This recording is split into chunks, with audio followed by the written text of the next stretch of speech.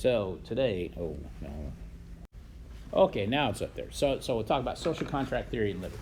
So now we're moving from straight ethics to political philosophy, and the big question in political philosophy is essentially this, right? What gives the government its power? Now, when we say power, we're not really talking about, what's the cause of the government having in fact, the power that it does. The government has a lot of power. And the kind of power that we're concerned about here is coercive power. The government has the power to make you do things that you do not want to do. Okay? So what'd be an example of that? The first example that always comes to mind when I ask this question is, taxes. April 15th, tax deadline, you got to pay. Nobody wants to pay taxes, correct? Yeah, here's a place where we are actually inconsistent. Nobody wants to pay taxes, but nobody wants to live in a country where nobody pays taxes. Okay, because we enjoy the benefits of some of those things that are provided for us through taxation. We enjoy those benefits. There are things that we want that we can't pay for ourselves. That's the thing. Things like roads, bridges, stuff like that. So we depend on taxation to provide those. Now, this is just sort of common sense stuff, right? We would prefer if we could be free riders. We didn't have to pay taxes, but everybody else paid taxes to provide us those goods. But most of us, being reasonable people, actually don't want to pay. It's not the case that we don't want to pay taxes. What we want to is not to have to pay more than what is just. Okay, so but essentially that stuff, or driving under a certain speed on the road. Well, if I'm late, I want to be able to drive as fast as I want to. Okay, is the case. But again, government has the power to coerce me to drive slower than I want. So it is a fact that government has this power, just in source of having strength. Okay, so we're not concerned about power as it says de facto power. Okay, what we're concerned about in philosophy is what's called de jure power. What gives the government the right to do this? That's the question, right? It's got the power. What gives it the right to coerce us to do things that we don't necessarily want to do? Well, social contract theory has an explanation for this. So, and it says that the government has de jure power. It has authority because that authority is derived from the will of the people. Specifically, an agreement that made by the people to form the states. Okay, that's the heart of social contract. The government gets its authority by this agreement between the citizens, not the citizens and the government. Okay, it has to be a contract that exists in some sense prior to the formation of the government. It's a contract between the citizens to form the state. Now, in traditional social contract theories, mostly the two that we're going to talk about today, that they speak as if there was an actual social contract. There's still social contract theorists today, but nobody believes that there was an actual social contract, right? No state has been formed on the basis of a social contract, a unanimous social contract between the people. The closest that we get is the United States of America, right, when it was formed. But that still wasn't a unanimous social contract. There are people that didn't want to form the government that we have. So what do you do with those outliers? You either force them to leave or you force them to be part of the nation, is the case. So there no actual social contract between anybody. Contemporary social contract theories, and we'll talk about one of those when we talk about wealth distribution, is John Rawls. Rawls says, well, we can think of it as a hypothetical contract. And if this is the state that people would agree to, then it's justified for the state to exercise its power. Okay, first one, Thomas Hobbes. Hobbes.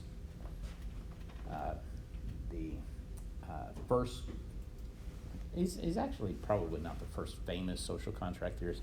Socrates is the first famous social contract theorist. In a dialogue called the Credo, Socrates has this imaginative dialogue with what he calls the laws of Athens, and at the heart there is that Socrates, by staying in the country, has agreed to follow the laws. So there's kind of a contract there. But Hobbes is going to justify a certain kind of state. He's going to argue that a certain kind of state is justified because this would be the only rational thing that people would contract. Okay, social contract theorists always have a starting point, and that starting point is going to be either called the state of nature or, in some modern terms, the original position. Okay, this is how human society is before the contract. Now, it's going to turn out that what you would be rational in contracting for is all dependent upon what you think the state of nature would be like. Okay, so the worse the state of nature, the more stringent the terms of the contract. Okay, the worse your vision of the state of nature, the more likely you're going to give up a lot of your rights when you make this contract. Okay, the better you think the state of nature is, the less of your rights you're going to be willing to give up. Okay, because it all depends. The kind of government you want, it all depends on what you think the alternative is going to be. And for Hobbes, the alternative is really bad. Okay, so here's Hobbes' conception of the state of nature. The state of nature is before there was any kind of society, before civil society, before the state, before any kind of government. Okay, and it has a few characteristics. One is that it's a state of freedom. And when he says freedom, what he means is you are free to do anything that is necessary to preserve your own life. Okay, so you can do anything to preserve your own life. There is nothing, no government, no law keeping you from killing somebody else, okay, if you think that's going to be good for your self-preservation. There's no government, no law keeping you from taking some food from somebody else if that's going to be good for your self-preservation, okay? So you're free to do whatever you think is necessary for self-preservation. Now, it's also a state of equality. Okay, is that number 2? Yeah, equality. And here, by equality, he means equality in power. We are all relatively equal in power. You may say, no, we're not. You're thinking to yourself, I'm young, he's old and fat, he can't run very far. Yeah, but I can hide behind a tree and smack you with a rock, right? So when he says equality in power, he defines that as the weakest in society can kill the strongest. Okay? So either through means of deception or the use of a weapon or something like that can be an equalizer, is the case. Then finally, it's a state of scarcity. There's not enough stuff for us all to survive. So we're constantly in competition with each other for the goods that we need to survive. Now, you put those 3 things together, freedom, equality, scarcity, what do you get? You get a bad situation. Okay, that's what you get. We need to survive. We have the power to kill each other, and there's not enough stuff for us all to survive, right? So that competition plus that equality is going to lead to war. Resources are scarce. We have to compete for those limited resources. And it's not enough that I have to gain them. I've got to fight you to keep you from taking them. And even worse, if I know that we're going to be in competition, it's rational for me to eliminate the competition, right? So I'm not just simply going to be out to kill you because you're taking my stuff. I'm going to kill you to prevent you from taking my stuff. And it's the same way for you. So we are constantly at war with each other in the state of nature. And this is Hobbes' most famous quote from this book. The book's called The Leviathan. He says, man's life in the state of nature is nasty, poor, brutish, and short. Okay, it's a terrible condition to be in. Terrible condition to be in. Constantly being on the defense, can't sleep, always worried that you're going to steal from me, always worried that you're going to try to kill me. I'm always trying to kill you. It's bad. Okay. All right, everybody got that? Now, how do we get here? Well, there's a law of nature. It's wrong to say that the state of nature has no law. It has no law from the government. What it has is a law of rationality. Okay? So, and the law of nature says it's rational for you to do whatever's required for self-preservation. The negative form is up there. It's forbidden to do what is contrary to self-preservation. So you can't do what is not good for your self-preservation. It's reasonable for you to do anything that's required. The problem is that law of nature, given the situation in the state of nature, requires us to both fight and don't fight, right? Do you see? So it requires us to engage in a state of war. Why? Because resources are scarce. We don't have enough for us all to survive. But what's the problem with war? Yeah, it's not good for self-preservation. So the law of nature in that situation seems to have an inconsistency at its heart. So we must fight, but yet also shouldn't fight. So what do we do? What do we do to resolve this? The only way to get out of this problem is to get out of the state of nature. Okay? So what we have to do is create a society. Now, what kind of society are we going to create? So, what kind of society are we going to create? Now, when you contract with other people, and think about it like this. I mean, just think about the social contract in terms of any other kind of contract. Maybe you're really short of cash. It's an emergency, and you tell a friend, if you'll loan me $20 today, I'll pay you $25 on Saturday, right? So now we got a contract. Notice that when you made that contract, you gave up some of your rights. Okay. Well, what right did you give up? $500. Yeah, the right to keep that $25, right? When you get to Saturday, you've turned over that. You've given up that right. And the friend also has given up a right. That's the right to that $20 that he's given you in the meantime between now and Saturday. Make sense? So when you make a contract with somebody, what you're essentially doing is I'm going to give up some of my rights in exchange for you giving up some of your rights, and presumably it's a situation that's better for both of us. Okay. So what do we have to do? In this case, we've got to decide what rights do we give up. Well, what rights would you be willing to give up if you were living in a Hobbesian state of nature? You should be willing to give up all of your rights. Why? Because you're going to die, right, in the state of nature. So you should be willing to give them all up. In fact, you basically have to give them all up. This is what you agree. These are the terms of the social contract for Hobbes. We lay down all of our rights, and we turn all of those rights over to a sovereign. Okay, the sovereign has all rights. The sovereign can decide what is good, bad, right, wrong in society. Okay, because that's the only way out of this problem that we have. So the problem is generated by freedom, scarcity, equality. We can't do anything about the scarcity, really. So what do we give up? Have to give up this freedom and equality, in a sense. All the citizens may be equal to each other, but they're not going to be equal to the sovereign. Okay, and we give up the freedom. We're no longer free to. We turned all that stuff over to the sovereign. So the sovereign has absolute power.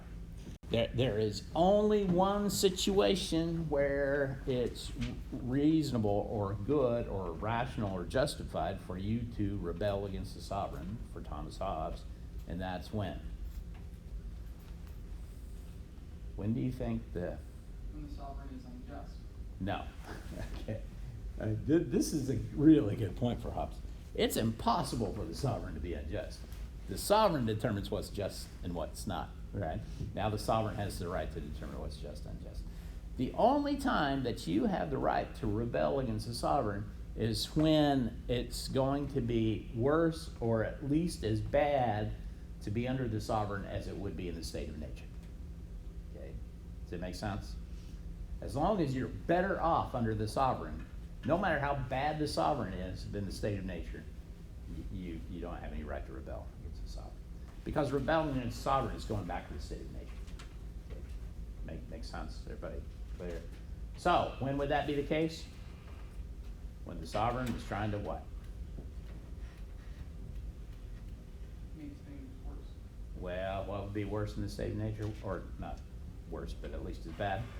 What's the problem in the state of nature? You're gonna what? You're gonna die. If the sovereign is trying to kill you, you're justified in rebelling against the sovereign, right? That's the only kind of unjust action. Here is the case. Now, if the sovereign is just demanding so I've been watching this on Amazon Prime, this old TV series about Robin Hood, and they make the nobles in England, they make them all, they're all bad and unjust, right? So in this old TV series, so it's got things like here's a woman, her husband dies, the Lord has the right to enact some tax, given the death of the husband, which he's going to take the best animals, and so on. So then the wife can't live, and so on. It's completely unjust. So in that, well, I mean, is she still going to survive? Yeah, but her life isn't going to be nearly as good, right? Hobbes would say, it's fine. It's well within the rights of the sovereign, right? You turned over all his rights. You can't say that's unjust because you already turned over that right to the sovereign. Make sense? But if the sovereign is trying to kill you, you're no better off under the sovereign than you would be in the state of nature. That gives you a right to rebel. Okay, so now here's some objections. First objection, and I think these are all great objections to Hobbes. I think Hobbes has some serious problems, right? Number one, would the state of nature really have been as bad as Hobbes thinks it was? No. We in the Christian community, we talk about original sin and sometimes total depravity, but we don't mean that, okay? We are social creatures. By nature, we're social creatures. And which means we need to have friends, and it's not good for having friends. You don't really have friends if you're trying to kill them, okay? So yeah, we are, we would never have been that way, is the case. So it would never result in this state of war. So now, here's another problem. Let's assume that the state of nature really would have been as bad as Hobbes thinks it was. Then how do we get out of it? Well, what we have to do is elect a sovereign. How do we go about doing this election? Let's say the state of nature involves all of us. Well, we got 1, 2, 3, 6, 8, 10, 12 of us. Okay. How do we get out of the state of nature? Well, we have an election. We pass around a hat. You put the name of the person you want to be the sovereign into the hat. What are we going to get as a result? Man, if you're a rational person, who are you going to vote for? Yourself. Why? Because it's in your best interest to be the sovereign. It's not in your best interest for somebody else to be the sovereign. It's in your best interest that everybody turn over their rights to you, correct? So between the 12 of us, what will we get as a result? We get a 12-way tie for first place. So we can't elect the sovereign. How do we get out of that problem? You can't vote for yourself. Okay. Looks like the only way that we can do this is make a rule, right? And the rule is you can't vote for yourself. I'm going to pass around the hat. What am I going to do? I'm telling you right now, I'm voting for myself, okay? I'm hoping that you guys are dumb enough to follow that rule. I'm not going to follow that rule. So, why? Because we got nobody to enforce that rule. Right. Why do we need to enforce that rule? Who's going to enforce the rule? Not the sovereign. Why not? He hasn't been elected yet. Yeah, right. So we could make a rule to fix the problem, but we can't enforce the rule until we have a vote. So what it turns out to be the case is that if the problem of the state of nature were as bad as Hobbes thought it was, what should be the case now? We should still be in it because it doesn't look like there's any way out of it, right? So the problem with the election shows us that we can't successfully have an election to elect a sovereign unless we already had a sovereign. That's it, right? Now, in fact, the problem is even deeper than that. I don't think we could ever have an election in the first place because the election requires some kind of cooperation. Imagine a situation like this. So, before we can have the election, we're going to have to sort of disengage from the state of war in order to come together to have the election. So here's Hobbes's picture of reality. I'm hiding behind my big rock here, holding my little rock, waiting for you to go to sleep. Then I'm going to hit you on the head and take all your stuff, right? Because I need that to survive. You, on the other hand, are doing exactly the same thing. And one day I call out and say, "Look, this is a miserable existence, right? Let's just put down our weapons and we'll come together. We'll elect a sovereign and we'll agree to do whatever the sovereign requires, because it's got to be better than this." And that seems to be the Hobbesian perspective. So I'm going to say, on the count of three, we'll both throw our rocks out in the middle and come together and have an election. So I count 1, 2, 3. What happens? No one throws a rock. Nobody throws a rock, right? Why not? They don't trust each other. Yeah, it could be the case, right? It really could be the case that we both agree this is a miserable existence and we really need to come together to make the sovereign. But the problem is nobody's going to give up their weapons unless the other side gives up their weapons first. Do you see? I'm not throwing my rock out there until I've already seen that you've thrown your rock out, because I don't know whether I can trust you. Is the case exactly. But you're thinking exactly the same thing, so nothing happens. We're just stuck in the status quo. So if the state of nature were as bad as Hobbes thought it was, then we should still be in the state of nature. Questions there? Well, let's move on to a slightly different version, as John Locke. Okay. The important work here is called the Second Treatise of Government. Sometimes you'll read things like that say that the American founding fathers founded the nation on the Bible. They founded the nation on Locke's Second Treatise of Government. Okay, this was the Bible for government as far as they were concerned. It's what we're going to get at the end is a picture of a state that looks pretty much exactly like ours. Okay, so here's Locke. Locke agrees with Hobbes. There is a state of nature. The state of nature is a state of freedom. Okay, he disagrees with Hobbes about it being a state of scarcity. State of nature is not a state of radical scarcity. It's only a state of moderate scarcity.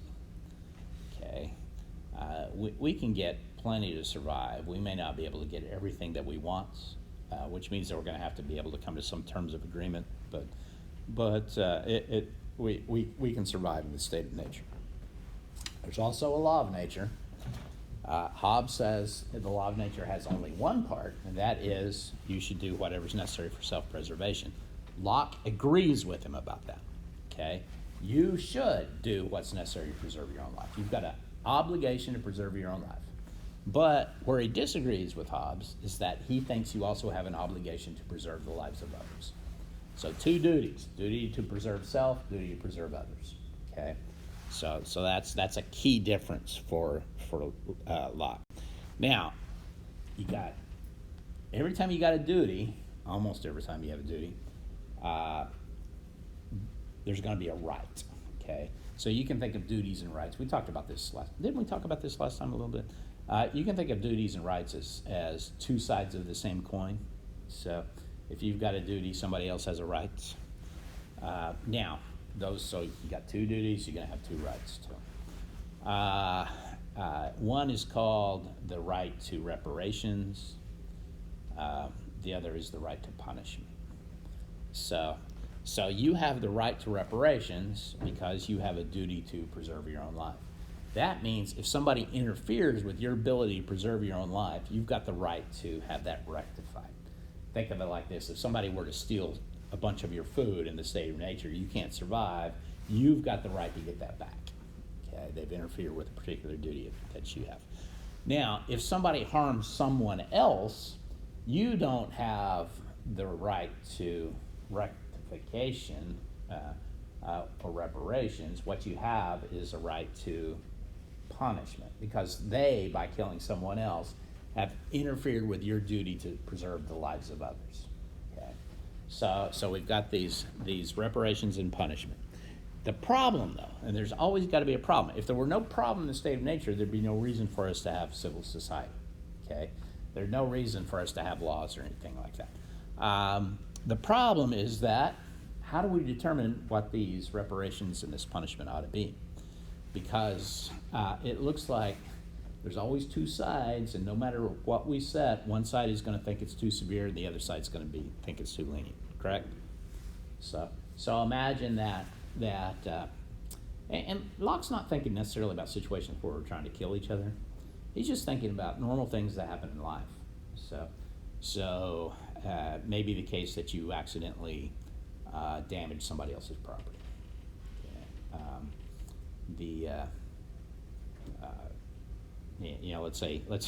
Let's say you're driving down the road.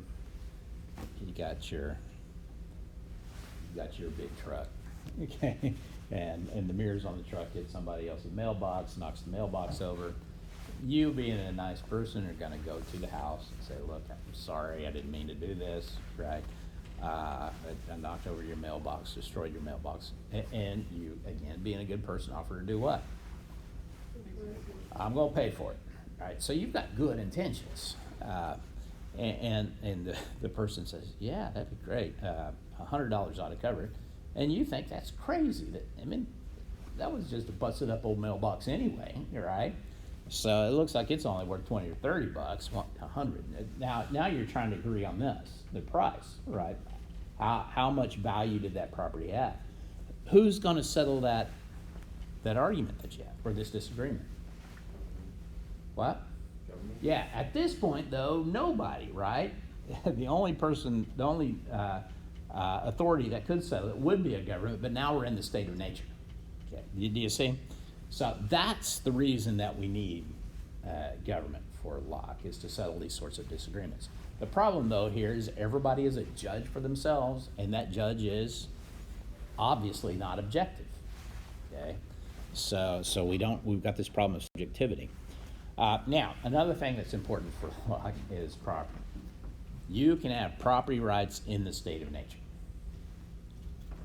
Okay, you can have property in the state of nature. So, property by definition is something that you have a right to use, and nobody else can use it without your permission. Okay, how do you get property? I mean, this is sort of an interesting philosophical puzzle, right? So I come to own property by doing what? Buying it from somebody else not who had it, but who owned it, right? So you can buy a watch from somebody on the street in New York City, and that watch not be yours because you bought it from somebody who wasn't the rightful owner of that watch. Does it make sense? So that transfer of property entails that it was somebody else's property before yours. Which, how did it come to be their property? They bought it from somebody who owned it before. But can this go back to infinity? No. Somebody has to be the first owner, right? Do you see? Now, what kind of property do you think Locke is worried about? He's not worried about watches. He's worried about what? Personal? Like land? Land. Okay, so real estate, really. Land. Who was the first owner of that piece of land? And how did that piece of land become that person's? That's the puzzle that he's got to solve here. So here's how Locke does it. Everybody owns something, okay? Everybody has something that they have a right to that nobody else has a right to without their permission, and that at a fundamental level is their body, okay? So since you own your body, you own your labor. And if you own your labor, then presumably you make something else yours by mixing your labor with it. This is Locke's labor theory of property. Is that good? You think that's plausible? Robert Nozick has a good counterexample. He says, well, I can't simply by mixing something that I own with something that I don't own, make that other thing mine. If it were, if I owned a can of tomato juice and poured that into the ocean doesn't become mine. Does it make sense? Okay, so there's gotta be something more to it, but on the surface, that seems plausible, but that's his theory. Okay, now, there's still some conditions, though. And those conditions determine how much property you can rightfully own in the state of nature.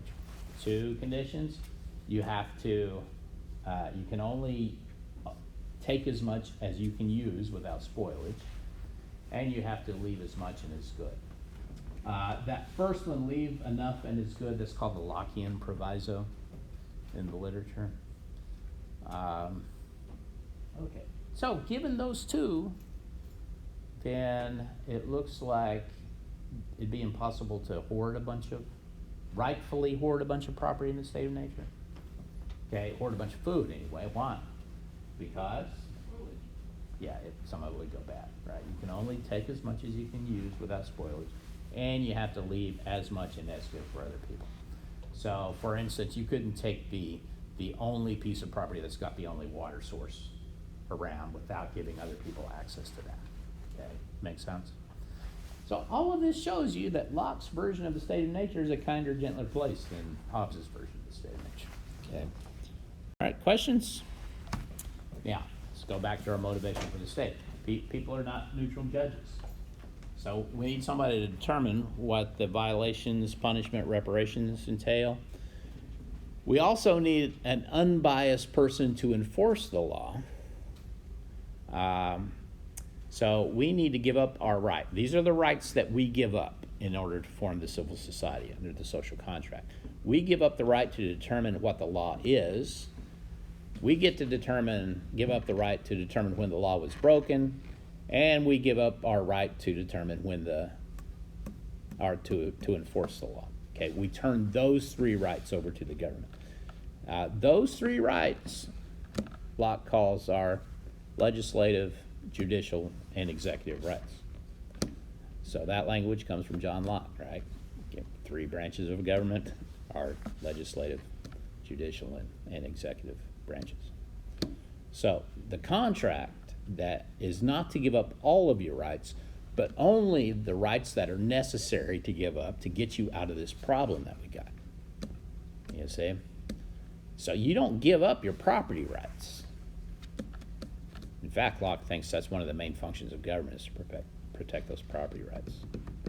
But all you have to give up are those legislative, judicial, and executive rights. Okay. Questions?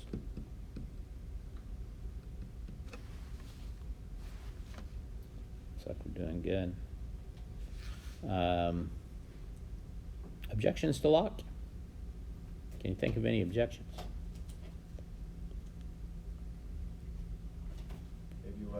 There's no such thing as unbiased power. Yeah, that'd be that's a good point. That's not something I've got on a list here, but I think that's the point. Biases. Yeah, I mean, it's impossible for even a judge to be purely unbiased. So, but we want to make sure. Maybe it is possible to ensure that our judges don't have the bad biases in this particular situation. So it's the same thing for jurors, right? So you want your judge to be, your judge is not going to be unbiased, but we don't want them to have particular biases. So we don't want the judge to be what's called interested, okay, to have an interest in how this turns out. So we don't want them to be uninterested in that they're not paying attention to what's going on. The right word is disinterested.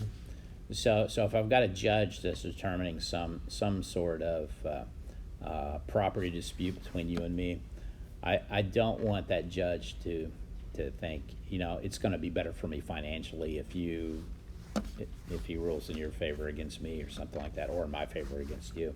So we want the judge to be, it's not going to be better or worse for me either way, is the case. So they're kind of disinterested, but they might still be biased in a way, and it's impossible to eliminate all those biases. I think that's a good point. Here's two that are not as interesting as the one that he brought up. Okay, Locke says in the second treatise that the purpose of government is to protect the common good, but he also says in another place the purpose of government is at least partly to protect property rights. So that seems to assume that there's never a conflict between property rights and the common good, but that's obviously wrong, right? So can a person's property right ever be, or can violating a person's property right ever be for the common good?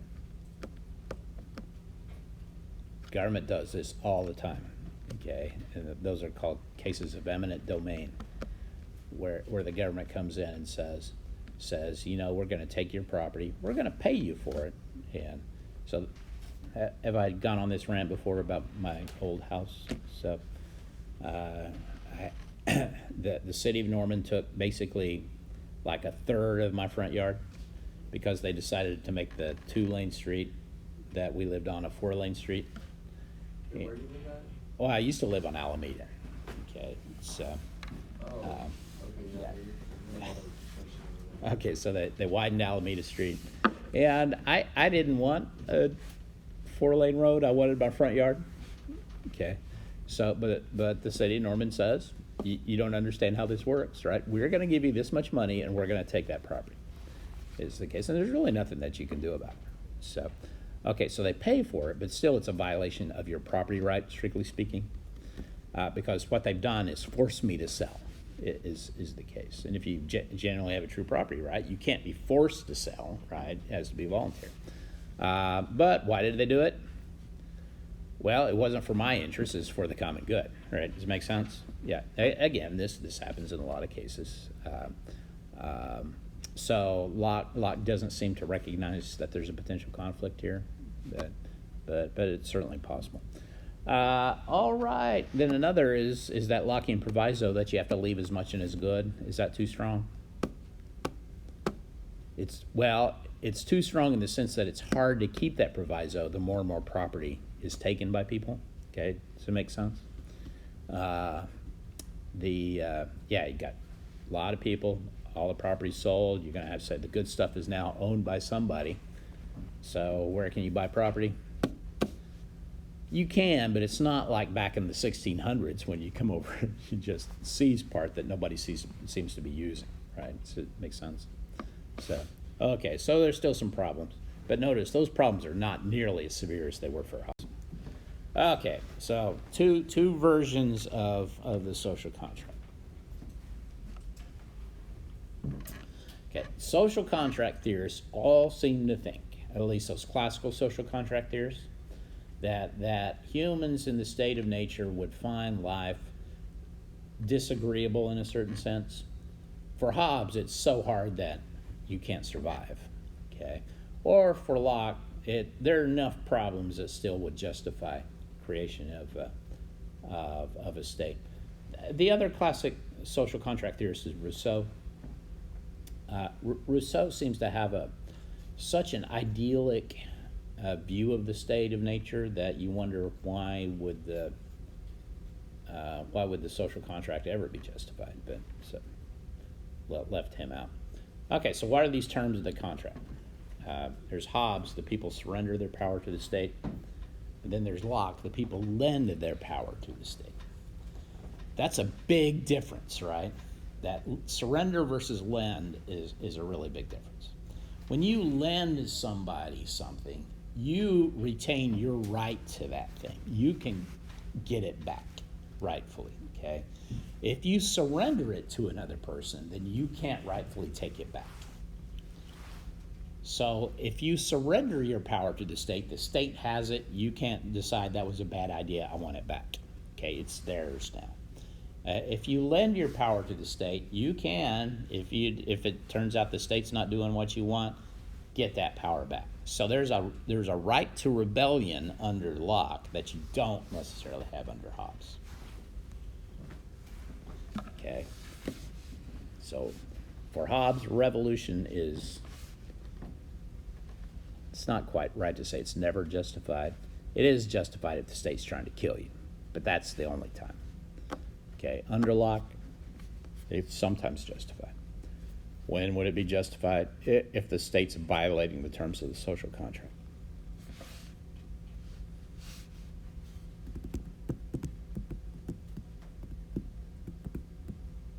Okay? So if you can just remember, I mean, you don't need to remember that alienation contract theory, the technical language. So remember surrender versus lend. Under surrender, no revolution. Under lend, sometimes. Okay. All right.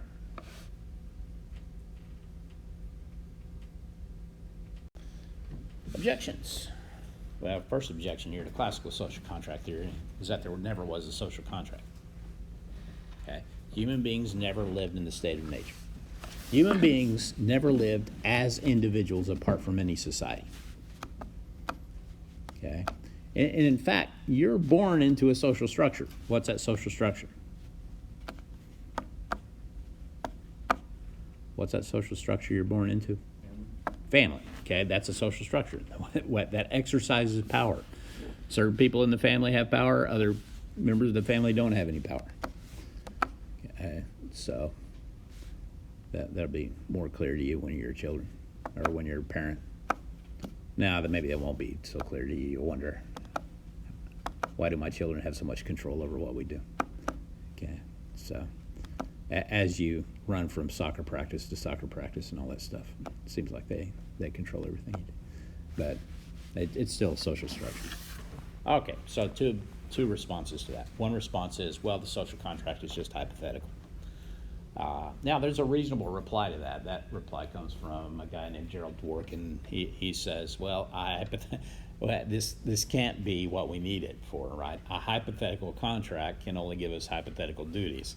So how in the world can a hypothetical contract ground genuine duties and obligations? Doesn't seem to be able to. So the second response is, no, there is a contract. It's a real contract, but it's a tacit contract. You make a tacit agreement. Tacit as opposed to explicit agreement where you sign an actual contract. Okay, this tacit agreement is made by staying in the state and enjoying the benefits of the state. This is what Socrates argued in this dialogue called the Credo. Socrates essentially says, if you don't agree to following the laws of the state, then you've got an obligation to do what? Leave. Just go. Okay? But by staying in the state, you've made this tacit agreement to follow the laws. Okay? There's a couple of problems here. One is, how do you frame this tacit agreement?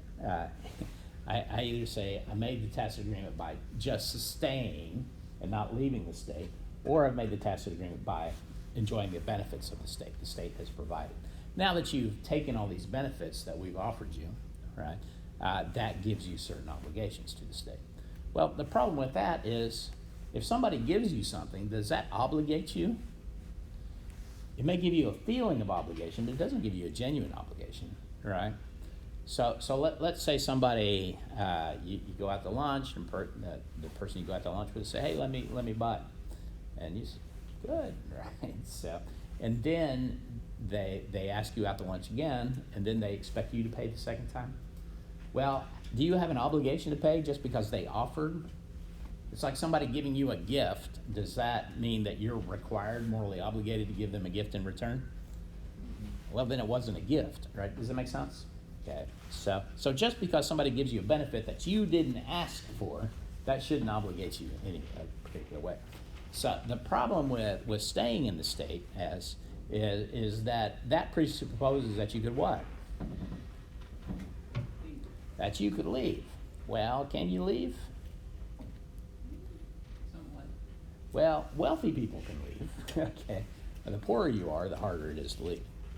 And this is you don't realize probably how I didn't realize how difficult this was.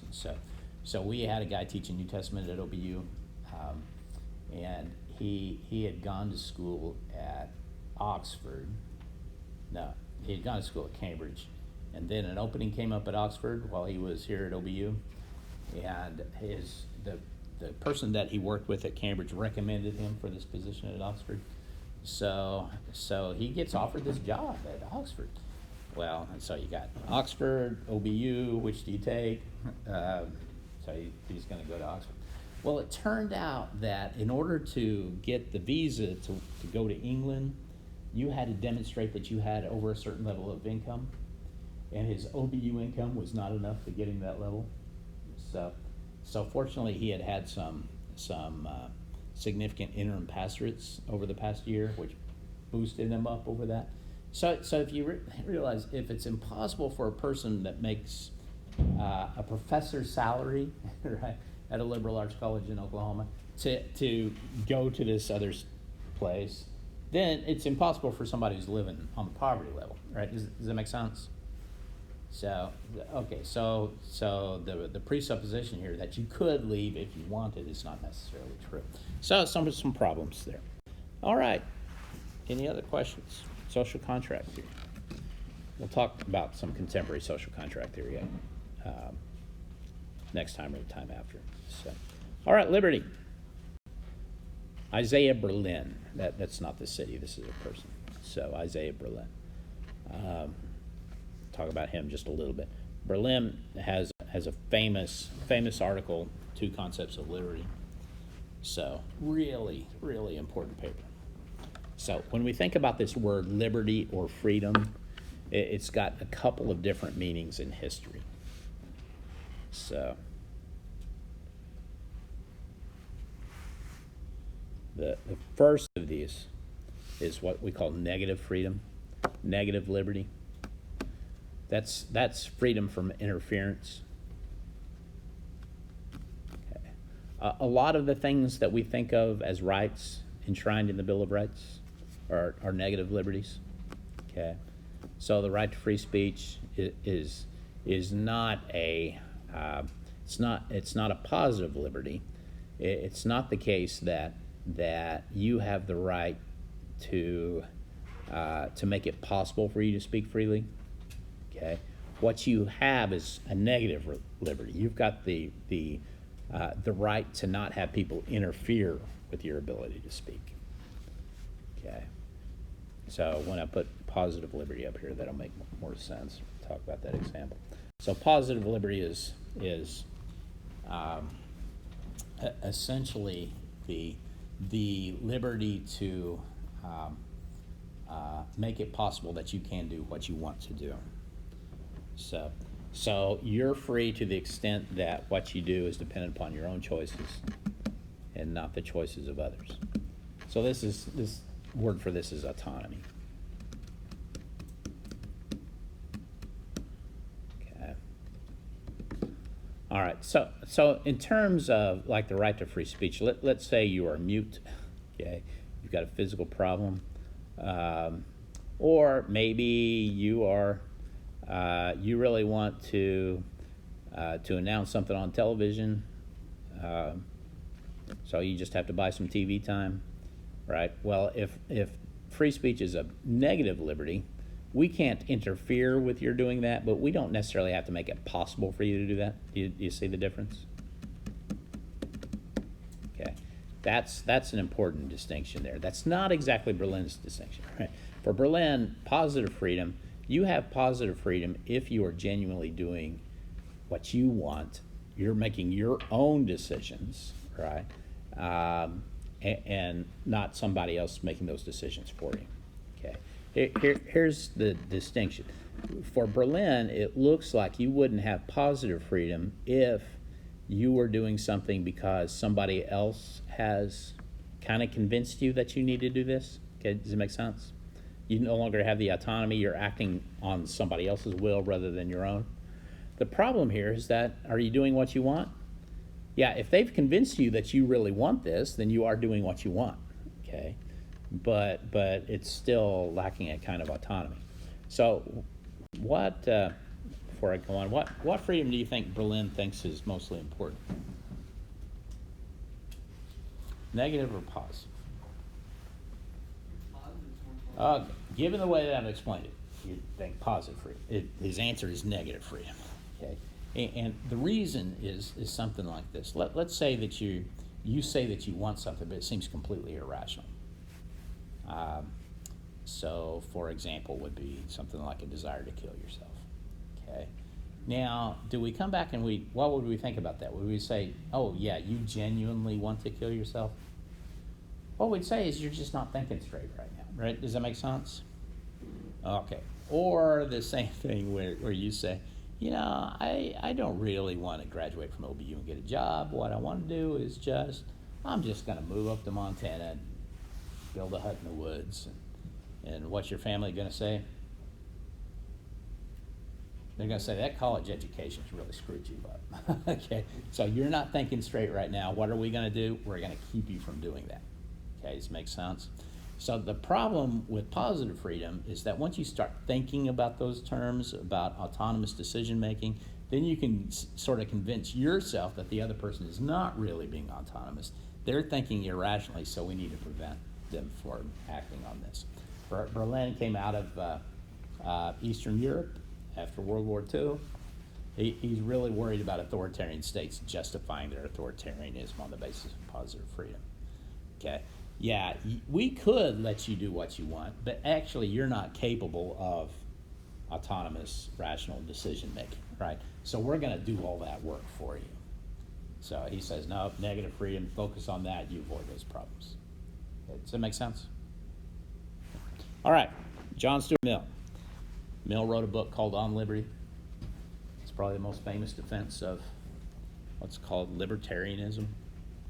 Okay, classical liberalism in philosophical history. So Mill's also a utilitarian.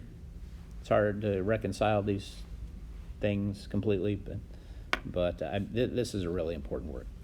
So Mill has a goal. What conditions does a state have to allow people to flourish as individuals? So here's what he says. People should have freedom in, quote, that portion of a person's life and conduct which affects only himself, or if it also affects others, only with their free, voluntarily, and undeceived consent and participation. We should give you freedom in everything that only affects you. Okay.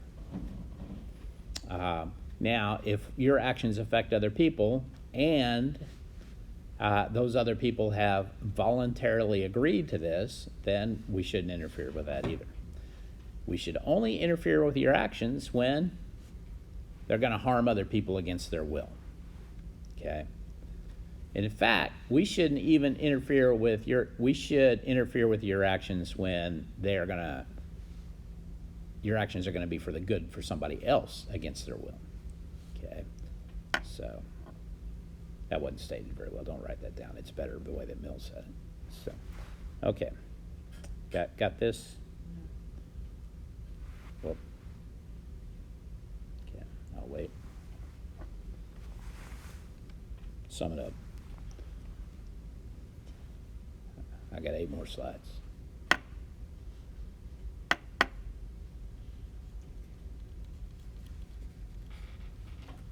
All right. Types of freedom.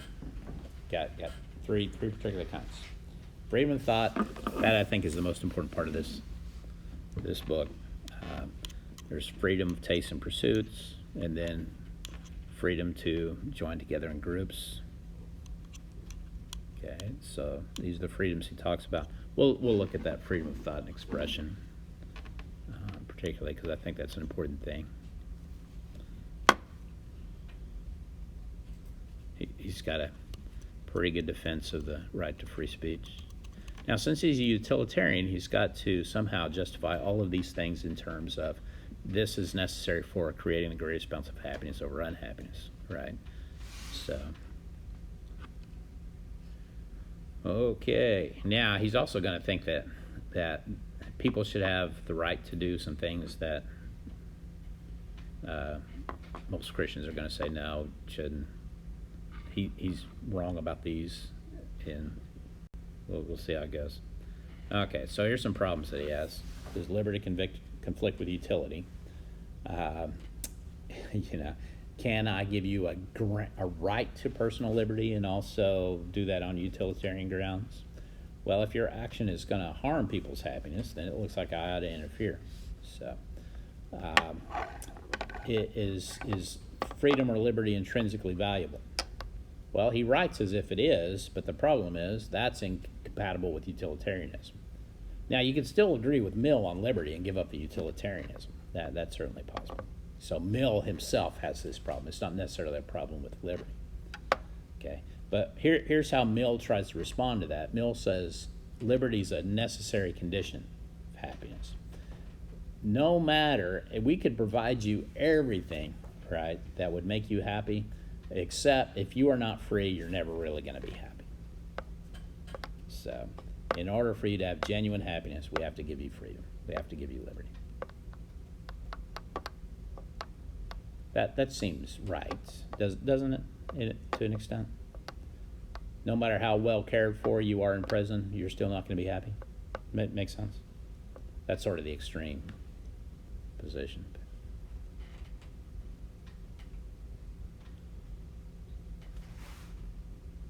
Okay? Here's this, write this down, as I'll wait for you here. This is the most important statement, okay? This is a quote from On Liberty. The only purpose for which power can be rightfully exercised over any member of a civilized community,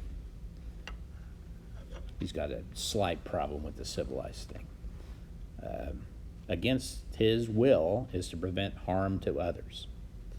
His own good, either physical or moral, is not a sufficient warrant. So what Mill is saying here is that purely paternalistic action is unjustified on part of the government. Government cannot force you to do anything for your own good against your will, when the only justification is that it's for your own good. The only time that government should interfere with your freedom is when you're exercising that freedom is going to harm someone else. If it's only a harm to you, that's your business, not anybody else's.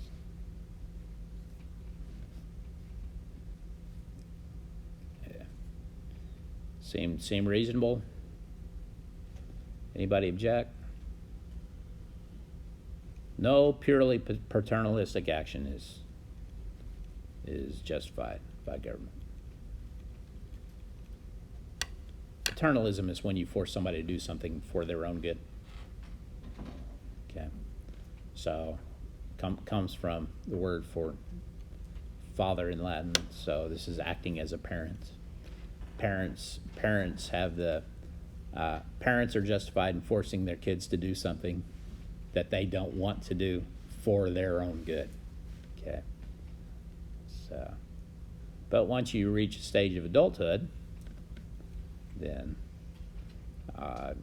presumably your parents can tell you, we'd really like for you to do this. It'd be better for you to do this, and you're justified in saying, no, not what I want to do. Okay, makes sense. Don't say it exactly like that. Show a little bit more respect, but you're not obligated to obey anymore, right? The same way as when you were a child. All right. Okay, so that's called the harm principle. So here are some key points. This applies only to mentally competent adults in developed societies. Okay, so adults, kids still can be acted paternalistically towards. If the person is an adult but is not mentally competent, okay, again, but let's say, and this happens sometimes, a person's going to do something just absolutely crazy. The family goes to a judge. The judge declares them incompetent, which means since they're incompetent, they can't make their own decisions, right? So the family gets to make the decisions for that person. So that happens occasionally. He also thinks people that are not in developed societies can't really think for themselves about their own well-being. So maybe other nations can make those decisions for them. That's the bad part of the book. That justifies a lot of imperialistic action. Okay, I don't think that's good. That generally did not turn out well for the countries that were at the bottom end of the power structure.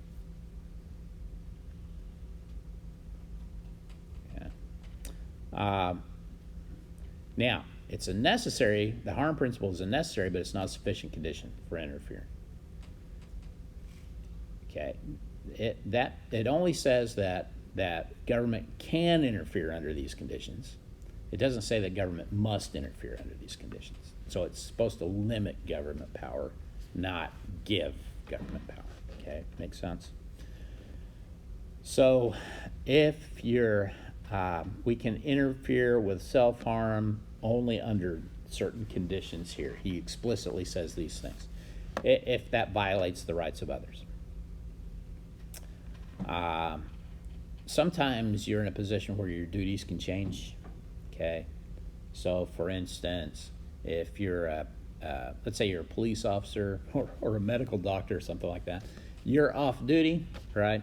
You can get it as drunk as you want, mill things, space. You're only harming yourself, okay?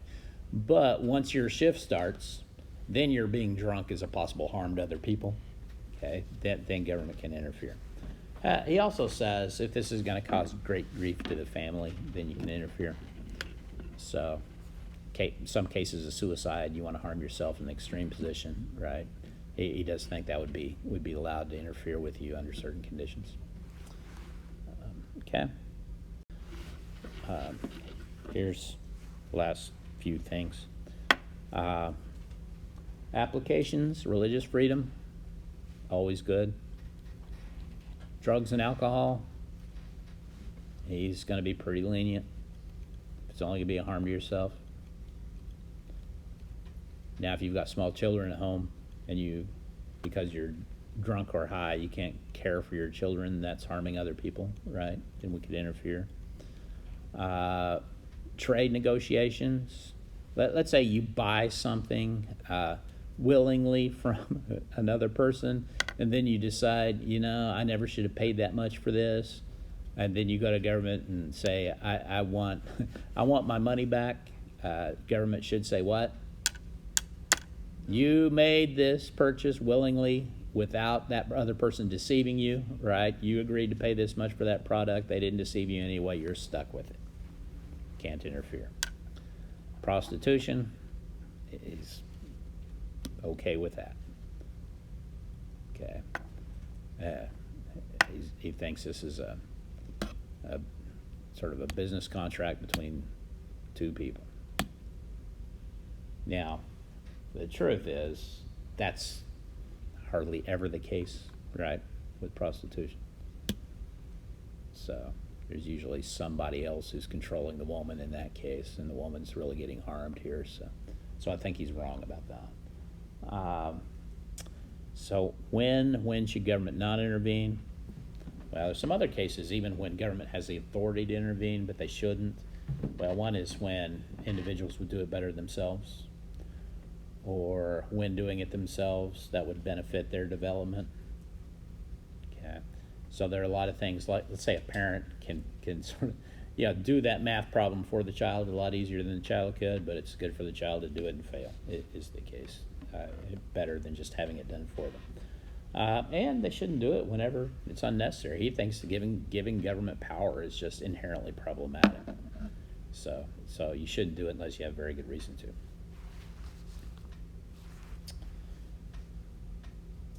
All right, I want to jump to the last thing here. Is freedom of thought and expression. He says you got to give people the right to think what they think is right and to say what they think is right. And even if it's wrong, we shouldn't interfere with that. And here's some reasons that he has for justifying it. We're better off if there's a marketplace of ideas. Okay, because that other position could be true. And if you rule out people's ability, if you eliminate people's ability to speak what they think, then it's possible that you've eliminated your ability to come to true belief. Well, what if a person's belief is false? He says, well, it still could be partly true. So let's go back to our discussion about Marx early on, right? So why is it important to talk about Marx? Well, even if in general he's wrong, there's some parts of it that are important there, right? That could be true. But let's say Marx is completely wrong. Why is it still important to talk about it? Because you don't want your belief in capitalism to become dogmatic. I just believe it for the sake of believing it. You want to believe it because you think it's true. But the only reason that you'd have for thinking that something is true is because you're comparing it to something that seems to be false. Okay. And then his problem number 4 is just what's the problem with dogmatic beliefs? Well, they kind of lose their meaning. So there have to be other alternatives that you compare them to so that you know that this is true and the reasons for which it's true.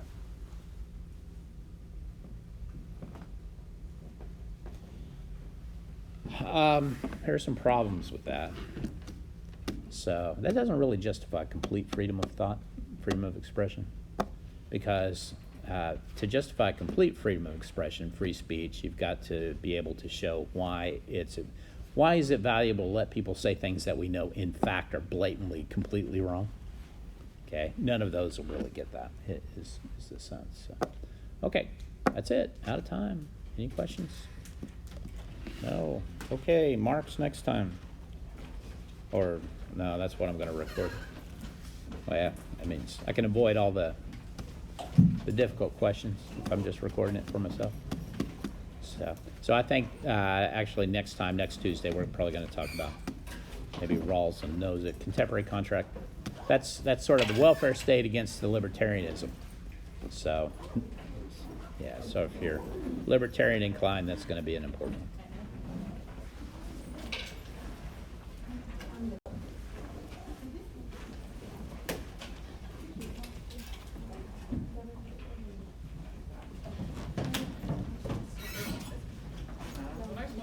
Thank you.